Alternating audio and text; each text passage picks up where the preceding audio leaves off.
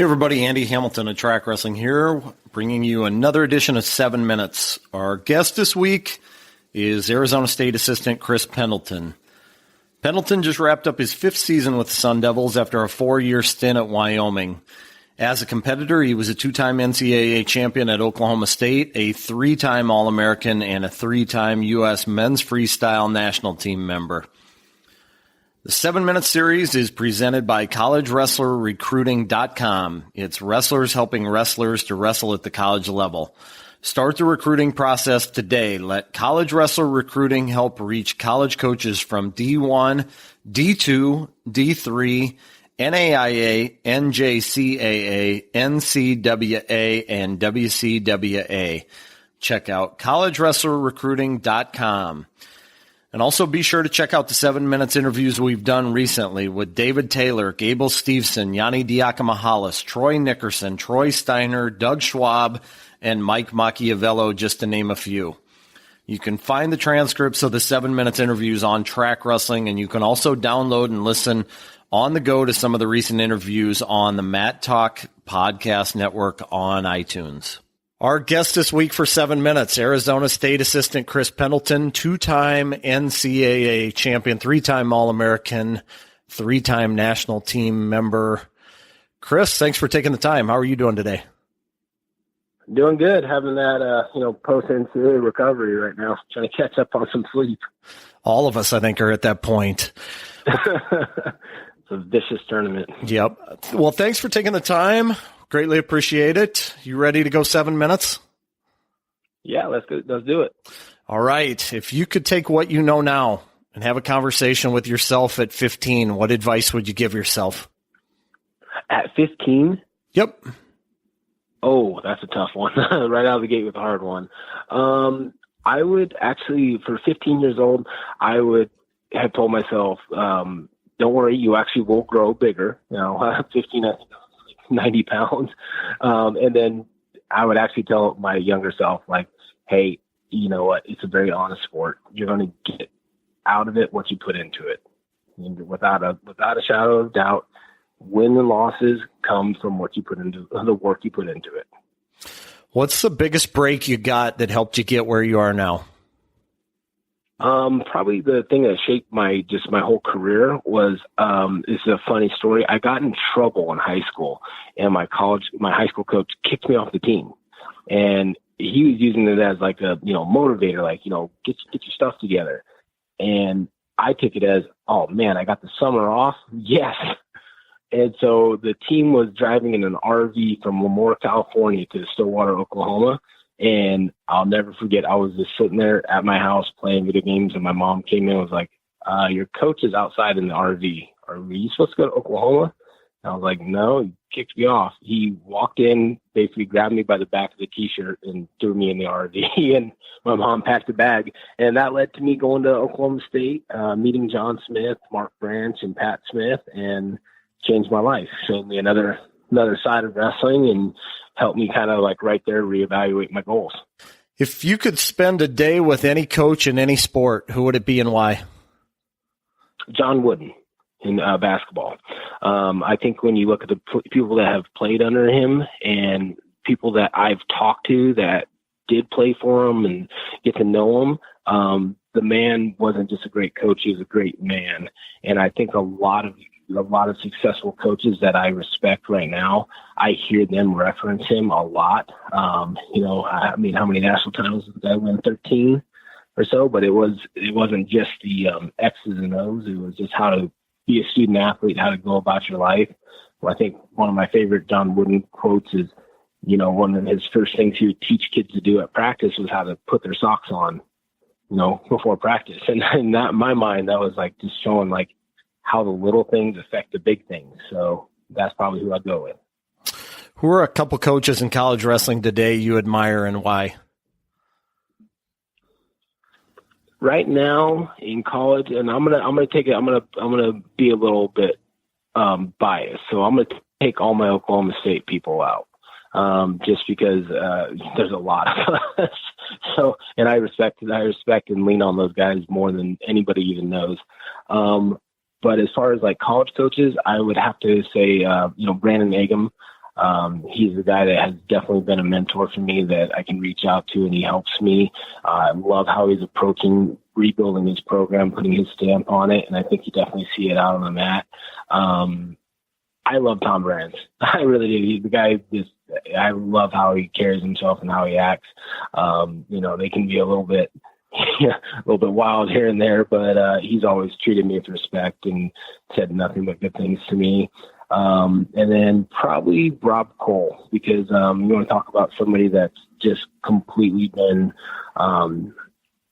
has completely redone a program by himself. I mean, I remember when he recruited me in 1999, I was looking at Cornell like, oh man, is this somewhere I could go and win? And now it's somewhere you go win world and NCAA titles and get a good education.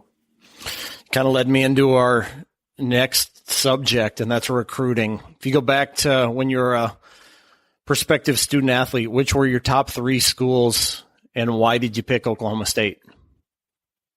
I narrowed it down to Oklahoma State, Iowa State, and Fresno State. I lived right outside of Fresno, and I was always like a big Bulldog fan, and both the Abbottses were there.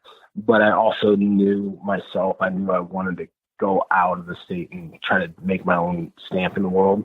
I actually burbled to Iowa State on my recruiting trip. Bobby Douglas was he was a recruiter, man. He'd get you on the phone or in his office, and he wouldn't let you go. And I remember going there. I really bonded with Joe Heskett on my recruiting trip, and I got to hang around with KO and a bunch of those guys, and they were ranked second, third in the country. And I really believe that that's where I wanted to go, because that's where it made sense to me more than anything, because like my actual college teammates might have been a little bit step above everybody else at the time. But then I went to Oklahoma State, and that was a wrap, because one of the things like I talked about, I went to the camp, and that's where I set my goal that I wanted to be a Cowboy. And John knew he had me. He walked me in the office and sat me down. I was like, "You want to be a Cowboy?" I was like, "Yep." I was like, "All right, let's go." And that was basically it. Switching gears to the other side of things, as a coach, which recruiting loss was the hardest to deal with? The recruiting loss the hardest to deal with. So far, I'm still a little bit young. Mark Hall. Mark Hall was my toughest one. Why so?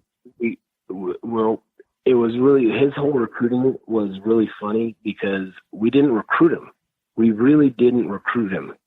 Him and Zahid had made a junior world team, and Mark had just beat Anthony. So we were kind of like, well, they're probably going to be 65, 74, 74, 84. So where are they really going to fit? So we really didn't recruit Mark.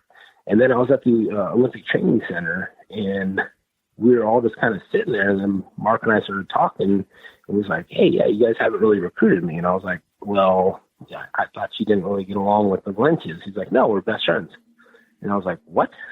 So that was like pump the brakes. And then, we went full out with Mark, and he made an amazing impression on everybody in the Sun Devil community. And personally, I just really, really liked the kid. And I know it was one of those tough recruiting phone calls. I was at the NYSC tournament in New York, and I had talked to Mark, and it was a conversation where I was like, "Man, I think Kel got him."